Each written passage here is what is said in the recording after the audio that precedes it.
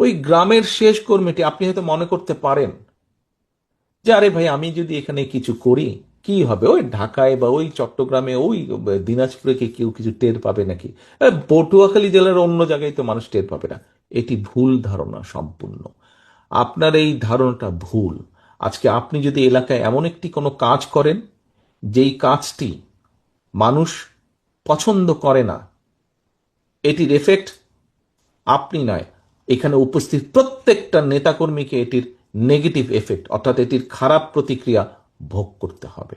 কাজে সহকর্মীবৃন্দ, আজকে আপনারা এখানে যত হাজার নেতাকর্মী উপস্থিত আছেন, আপনাদের প্রত্যেকের কাছে আমার আহ্বান, আসুন আমরা শুধু পটুয়াখালী জেলা না, বাংলাদেশের 64টা জেলার প্রত্যেকটি নেতাকর্মীর কাছে আমার আহ্বান, আসুন আমরা এমন কিছু কাজ করব না, বিএনপির একজন কর্মী হিসাবে, শহীদ জিয়ার একজন সৈনিক হিসাবে, দেশনেত্রী খালেদা জিয়ার একজন সৈনিক হিসাবে আমরা এমন কোনো কাজ করব না যেই কাজে মাধ্যমে মানুষ আমাদের উপরে বিরক্ত হবে।